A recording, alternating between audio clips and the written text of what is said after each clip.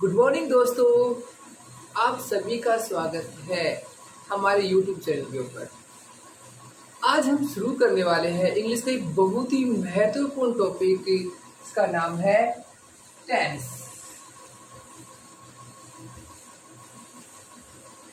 देखो दोस्तों, आप सभी ने इस टॉपिक को कभी ना कभी कहीं ना कहीं अवश्य पढ़ा है, लेकिन समझ में क्यों नहीं आया? क्योंकि हम लोगों ने रटने का प्रयास किया, कभी सीखने का प्रयास किया ही नहीं। तो मैं आज आपसे चाहता हूं कि आप सीखने का प्रयास करें। मैं विश्वास दिलाता हूं आपको अवश्य ही आ जाएगा। देखो, टेंस से इसको दूसरा क्या बोलते हैं? Correct form of the verb. कई जगह इसका दूसरा नाम भी मिल जाता है, बात एक ही है। ठीक है। अब देखो, टेंस हिंदी में क्या कहते हैं? काल या समय। इंग्लिश में आपको बोला जाए तो आप बोल सकते हो tense is the form of a verb which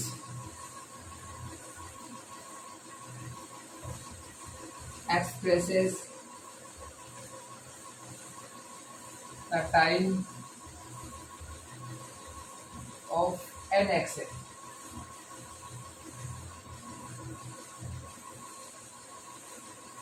tense is the form of a verb कि टेंस क्रिया की वो अवस्था है, टेंस क्रिया की वो अवस्था है जिसके अंदर क्या होगा? जिसके अंदर समय बताया जाएगा, कार्य के बारे में, कार्य की स्थिति बताई जाएगी, कार्य किस पूर्ण हुआ है या नहीं हुआ है उसकी स्थिति के बारे में जिस वर्ब के आधार पर बताया जाता है वो क्या होता है? अपना टेंस होता है। क्लियर दोस्तों? अब देखो, अब हिंदी में बोलते काल या समय। काल या समय तीन प्रकार का हो सकता है। एक जो बीत गया, एक जो चल रहा है, एक आगे आएगा। वो जो फिलहाल चल रहा है उसको बोलेंगे अपन प्रेजेंट टेंस। इसको हिंदी में बोलते हैं वर्तमान काल। ये क्या बताएगा? प्रेजेंट टाइम के बारे में बताएगा ये टेंस। क्लियर? दूसरा होता है पास्ट टेंस। इसको बोलते हैं भूतकाल, जो गुजर गया। इसको बोलते हैं, ये बताएगा पास्ट टाइम के बारे में। तीसरा होता है दोस्तों फ्यूचर टेंस। ये होता है भविष्य काल। ये किसके बारे में बताएगा? फ्यूचर टाइम को इंडिकेट करेगा। A verb that denotes about present time, present tense. A verb which denotes about past time is past tense. A verb which denotes about future time is future tense. Clear? अब देखिए दोस्तों, बहुत सारे grammarian आपको ये भी कहते हुए मिल सकते हैं कि मुख्य रूप से टेंस दो प्रकार के ही होते हैं। तो आप कंफ्यूज मत होना, क्योंकि बहुत सारे जो ग्रामेरियन हैं वो फ्यूचर टेंस को टेंस मानते ही नहीं। क्यों नहीं मानते? देखो, प्रेजेंट का पता है, पास्ट का भी हमें पता होता है, लेकिन भविष्य के बारे में हम कल्पना कर सकते, अनुमान लगा सकते हैं। तो इसे वो क्या मानते हैं? इससे वो एक अनुमान, एक कल्पना या एक सोच मानते हैं। इसको टेंस की संज्ञा नहीं देते हैं। लेकिन अपन को ऐसा नहीं करना, अपन को तीनों के बारे में पढ़ना है। अब अपन वन बाय वन सभी का डिस्कस करते हैं। सबसे पहले देखो, एक चीज याद रखना कि एक्शन के आधार पर इस टेंस को चार प्रकार से बांटा जा सकता है। जैसे पहला, कार्य के आधार पर क्या होगा? इनडेफिनेट। इनडेफिनिट, इसको देखो नाम से क्लियर ना, अनिश्चित, अस्पष्ट। तो ये क्या होगा, इनडेफिनिट। इसको दूसरे वर्ड में क्या बोल सकते हैं, सिंपल टेंस भी बोला जाता है। ये तीनों में आएगा, प्रेजेंट, पास्ट और फ्यूचर में। दूसरा होता है कंटीन्यूअस। देखो इसमें कार्य की स्थिति स्पष्ट होती है, कहने का मतलब अनिश्चित होती है। इसमें क्या होता है, कार्य प्रोग्रेस में होता है, प्रगति पे होता है, वर्क इन प्रोग्रेस। क्लियर। तीसरा क्या होता है, तीसरा टेंस होता है परफेक्ट।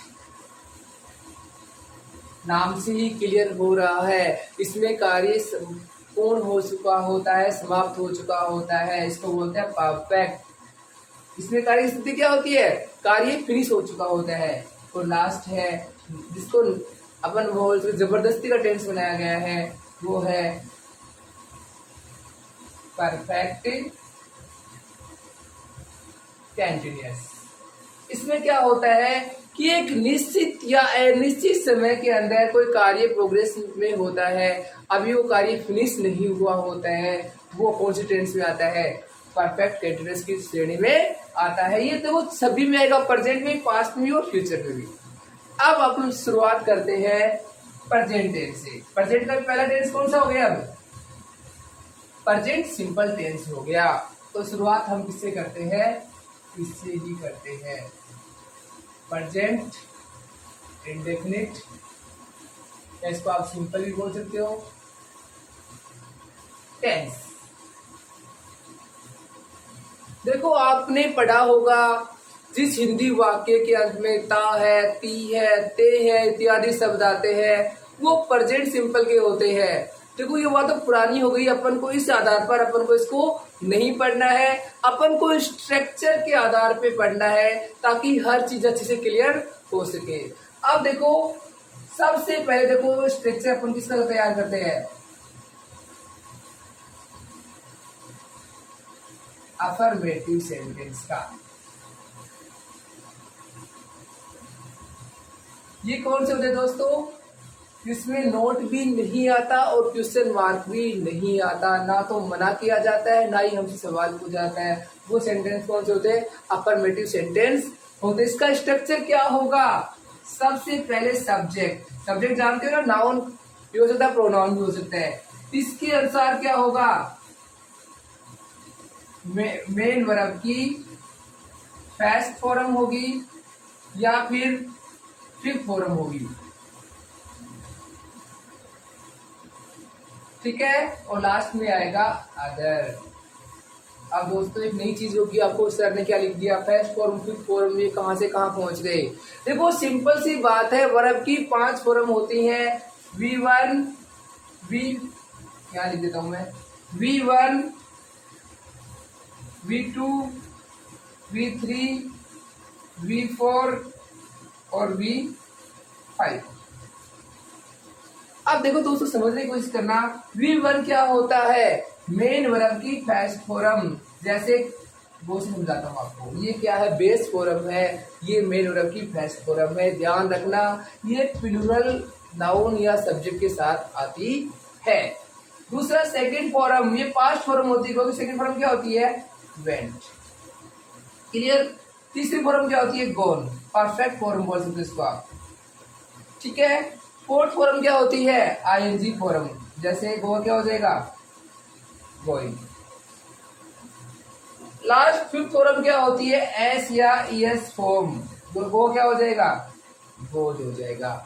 अब दोस्तों एक चीज याद रखना, नाउन के अगर एस या एस लग जाए तो नाउन प्लूरल हो जाता है, लेकिन वर्ब में अपन को उल्टा करना पड़ेगा। अगर वर्ब में एस या एस जुड़ जाए तो वो सिंगुलर हो जाती है। कहने का मतलब देखो, जैसे हमने बॉय के एस लगा दिया तो ये क्या हो गया, नाउन प्लूरल हो गया, लेकिन हमने प्ले को प्लेज कर दिया तो इसको हम सिंगुलर सब्जेक्ट के लिए ही यूज कर सकते हैं। क्लियर दोस्तों।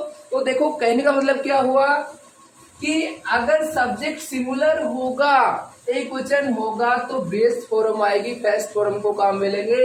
अगर सब्जेक्ट सिंगुलर हुआ, सिंगुलर के लिए क्या करेंगे, वर्ब की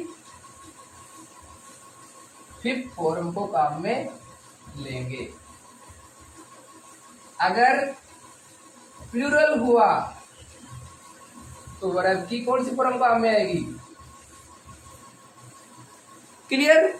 अब देखो एक समस्या और आएगी। समस्या ये आएगी कि हमने बोल तो दिया कि वर्ब में एस या ईएस जोड़ना पड़ेगा, लेकिन एक चीज ध्यान रखना, कहाँ एस लगेगा कहाँ ईएस लगेगा ये भी हमें आना चाहिए। अब देखो इसका नियम बता देता हूं आपको। If a verb end with sh, ch, z, x, o, double s, then we add es in the verb. Clear. अगर किसी वर्ब के अंत में एस एच हो, सी एच हो, जेड हो, एक्स हो, ओ हो, डबल एस हो वर्ब के अंत में, तो अपन क्या कर देंगे, उसकी ए जोड़ देंगे। एंड अदर्स के लिए क्या करेंगे? For others we use S. Others जो बच गए ना इनके अलावा, उसके लिए अपन किसका यूज करेंगे? एस का यूज करेंगे। तो क्लियर हुआ ना कि एस कहाँ लगेगा? ये अंत में नहीं होंगे तो वहां एस लगा दो, और ये हुए तो वहां पे ई एस लगा दो। क्लियर। अब एक चीज ध्यान रखना कि एस या ई एस सिर्फ और सिर्फ अफर्मेटिव सेंटेंस में ही आ सकते हैं। वो भी कब? जब सब्जेक्ट सिंगुलर हो, एक क्वेश्चन को दिखाए, जैसे ही, सी, इट, नेम या सिंगुलर नंबर हो, तो उसी के लिए ही एस या एस आ सकता है, वरना एस या एस कहीं पे भी नहीं आएगा। वो भी कब? कंडीशन क्या है कि वाक्य क्या होना चाहिए? अफर्मेटिव होना चाहिए, नेगेटिव इंट्रोगेटिव नहीं होना चाहिए। तो आशा है ये स्ट्रक्चर समझ में आएगा। एक चीज और है जो कंफ्यूजन करती है बार बार, वो भी मैं आपको दूर कर देता हूं। If A verb end with y and consonant before it, then we remove y and use ies at the place of it। कहने का मतलब क्या हुआ दोस्तों? किसी भी वर्ब के अंत में y हो और उससे पहले क्या हो? कॉन्सोनेंट हो। देखो वोवेल और कॉन्सोनेंट, वोवेल क्या होते हैं? ए, ई, आई, ओ, यू। इनको छोड़कर बच गए अदर्स, वो क्या हो गए? वो सारे क्या हो गए? कॉन्सोनेंट हो गए। तो ये ना हो, ये हो तो क्या कर दोगे? वाई को हटा के क्या कर दोगे? आई एस, जैसे ट्राई। कॉन्सोनेंट है ना, तो क्या हो जाएगा? ये T R I E S, Y हट जाएगा, आई इसका प्रयोग हो जाएगा। क्लियर। लेकिन अगर वोवेल हुआ तो क्या करोगे? लिखवाने की आवश्यकता नहीं, समझा रहा हूं आपको कि अगर उसे पहले से प्ले हो गया, एंड तो वाई से करा, लेकिन इससे पहले क्या है? वोवेल है, तो अपन को ऐसी लगाना पड़ेगा, ई एस लगाना या आई ई एस लगाना नहीं पड़ेगा। वाई सेम रह जाएगा, प्ले का क्या हो जाएगा? प्लेस हो जाएगा। क्या हो जाएगा? प्लेस। ठीक है दोस्तों, ये अफर्मेटिव का स्ट्रक्चर है। आशा आपको समझ में आ गया होगा। अब दूसरा स्ट्रक्चर है नेगेटिव। नेगेटिव में क्या होगा? सब्जेक्ट प्लस डू या डज। अगर प्लूरल है तो डू, अगर सिंगुलर है तो डज। क्या जुड़ जाएगा आगे, नोट। फिर क्या होगा, मेन वर्ब की कौन सी फॉर्म आएगी, फिफ्थ फॉर्म काम में आएगी। फिफ्थ फॉर्म जानते हो ना, नहीं, यही तो गलती कर रहे हो, फिफ्थ फॉर्म नहीं आएगी। वर्ब की कौन सी फॉर्म आएगी, फर्स्ट फॉर्म आएगी। याद रखना, मैंने बताया था ना आपको थोड़ी देर पहले कि केवल और केवल अफर्मेटिव सेंटेंस के अंदर ही क्या होगा, मेन वर्ब की फिफ्थ फॉर्म आएगी, एस या एस का यूज होगा, बाकी कहीं पे भी यूज नहीं होगा। वो भी कब, जब सब्जेक्ट क्या हो, सिंगुलर हो, तभी यूज होगा एस या एस का। कहने का मतलब वर्ब की फिफ्थ फॉर्म का यूज अफर्मेटिव सेंटेंस में सिंगुलर सब्जेक्ट आने पर ही होगा, उसके अलावा नहीं होगा। क्लियर। अब नेगेटिव सेंटेंस में क्या हो गया, सब्जेक्ट सिंगुलर तो डज नॉट और सब्जेक्ट प्लूरल तो डू नॉट।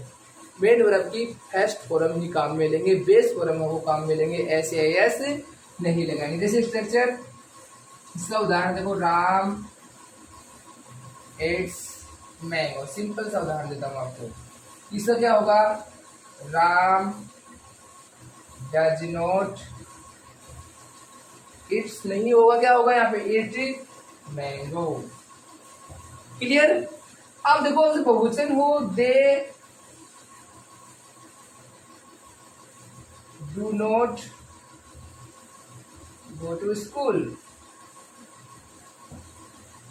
अब देखो गोज क्यों नहीं हुआ, क्योंकि ये नेगेटिव सेंटेंस है, एस या एस तो कहाँ आते हैं, अफर्मेटिव सेंटेंस में आते हैं। अगर अफर्मेटिव सेंटेंस होता तो भी एस या एस नहीं आता। क्यों नहीं आता, क्योंकि सब्जेक्ट क्या है अपना, प्लूरल है। केवल सिंगुलर के लिए ही एस या एस का यूज हो सकता है। ये अपना सेकंड स्ट्रक्चर हो गया। अब देखो थर्ड स्ट्रक्चर क्या होता है इसका, थर्ड स्ट्रक्चर होता है इंटरोगेटिव।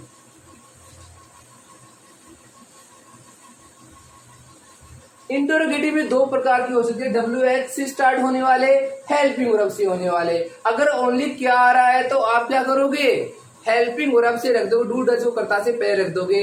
लेकिन अगर WH से स्टार्ट है तो पहले किसको रखोगे, WH word plus helping verb यहाँ क्या है, डू या डज। फिर सब्जेक्ट सिंगुलर हुआ तो डज पहले आ जाएगा, प्लूरल हुआ तो डू पहले आ जाएगा। फिर वही क्या होगा, मेन वर्ब की कौन सी फॉर्म आएगी, वर्ब की पास्ट फॉर्म, वो क्या आ जाएगा, अदर्स। और लास्ट में क्या होगा, इंटरोगेटिव में क्वेश्चन मार्क अवश्य होगा। जैसे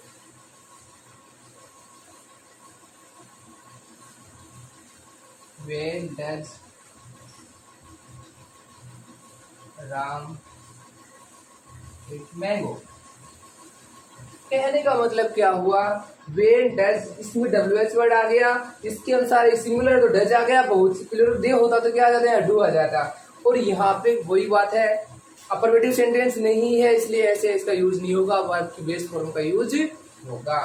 लास्ट स्ट्रक्चर है इसका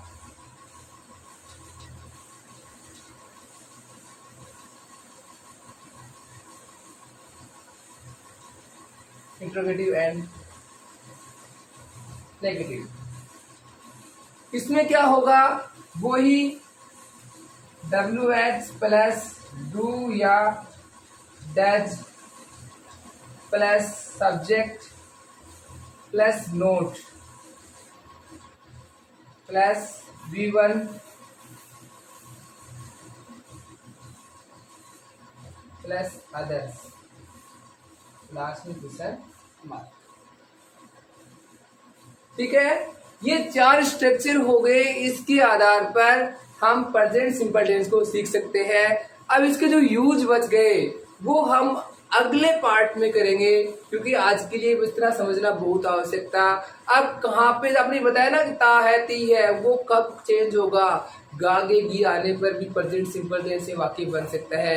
वो सारी चीजें अपन अगले पार्ट में डिस्कस करेंगे। आज के लिए बस इतना ही, आशा आप सभी को समझ में आ गया होगा। अगर आप सभी ने हमारा चैनल सब्सक्राइब नहीं किया है तो अभी जाके सब्सक्राइब करें, और जो आगे आने वाली वीडियो है ताकि आपके पास जल्दी जल्दी पहुंच सके। ठीक है, आज के लिए इतना ही, बाय।